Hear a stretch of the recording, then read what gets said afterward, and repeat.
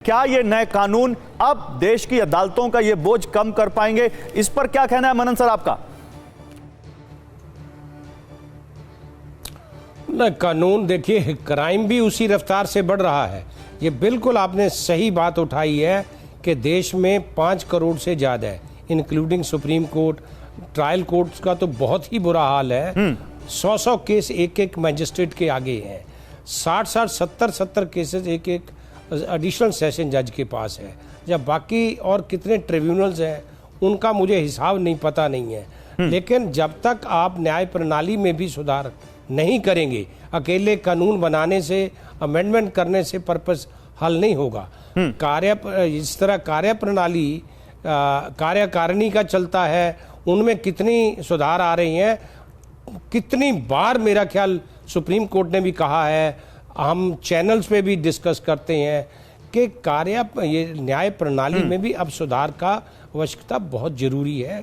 न्यायालय में जजेस की बहुत कमी है। जब तक अब जैसे इलाहाबाद हाई कोर्ट चले जाओ, दिल्ली हाई कोर्ट चले जाओ, Punjab and Haryana high court चले जाओ, संख्या उनकी कितनी है पर जजेस काम कितने कर रही हैं। दिल्ली हाई कोर्ट की मैं पोजीशन बताता हूँ कि कई बार जजेस के पास सप्लीमेंट्री यानी कि कच्ची पेशी शाम के 3 साढ़े 3 तक नहीं निपटा पाते, तो रेगुलर पर कब आएंगे वो? इतना काम का बोझ है उन पर, इतना काम का बोझ है, आप अंदाजा नहीं लगा सकते जजेस का क्या हाल है। सर, कितनी फाइलें मोटी मोटी पढ़कर आना, फिर बहस सुनना, फिर उस पर फैसले लिखाना, कोई छोटी बात नहीं है ये। तो इसलिए न्याय प्रणाली में भी अब सुधार की बहुत आवश्यकता है और उस पर भी गवर्नमेंट को ध्यान देना। सिमिलरली पुलिस की बात भी करें सर, अपराधी को पकड़ने से लेकर अपराधी को उस न्यायिक प्रक्रिया तक पहुंचाने तक लेकर कितना बोझ है उनके पास, लॉ एंड ऑर्डर मेंटेन करने को लेकर। क्या आपको लगता नहीं कि उसमें भी एक रिफॉर्म की जरूरत है, उस पर भी ध्यान देना चाहिए?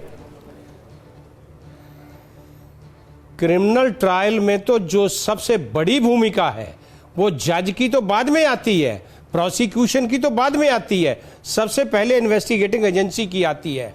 ईमानदार इन्वेस्टिगेटिंग एजेंसी अगर नहीं है, करप्ट इन्वेस्टिगेटिंग ऑफिसर है, तो अच्छे से अच्छे केस का वो ऐसा मतलब बुरा हाल करता है, मैं पंजाबी में कहते हैं ना, नाश कर देता है।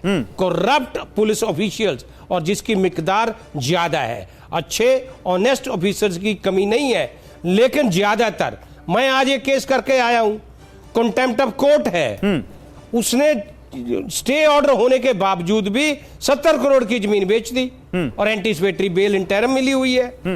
अब इन्वेस्टिगेटिंग एजेंसी जज सब क्या करें, वो उसको कहां तक देखें? उन्होंने इन्वेस्टिगेटिंग ऑफिसर तो बनना नहीं है, एसएचओ मिला हुआ है। अब क्या कर सकते हैं आप? जब तक इन्वेस्टिगेटिंग एजेंसी ईमानदार नहीं है, प्रॉम्प्ट नहीं है, इंटेलिजेंट नहीं है, कार्यशैली में उनका अगर बदलाव नहीं आता है, तो न्यायालय कुछ नहीं कर सकती, कोई कोर्ट कुछ नहीं कर सकती। और सबसे बड़ी बात है कि ये बिल्कुल आपने सही मुद्दा उठाया है कि इन्वेस्टिगेटिंग एजेंसीज का, यानी कि पुलिस का, अब कितनी एनआईए बना लो, सीबीआई बना लो, ईडी बना लो, कुछ कर लो, लेकिन अहम जो रोल है वो पुलिस का आता है, चाहे वो दिल्ली पुलिस हो, पंजाब पुलिस हो, राजस्थान पुलिस हो।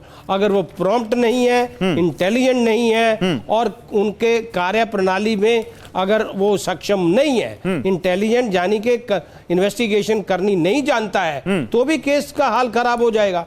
तो इसलिए इन्वेस्टिगेटिंग एजेंसीज का भी प्रॉम्प्ट और इंटेलिजेंट और सही समय पे इन्वेस्टिगेशन करना, ये भी उनका धर्म बनता है। इसी पर एक सवाल और है मेरा, मैं मुमताज जी को लाना चाहूंगा इस बहस में। सर, आपने बड़ी अच्छी बातें बताई, मुझे लगता है हमारे व्यूअर्स बड़े इनलाइटन हुए होंगे आपकी बातें सुनकर।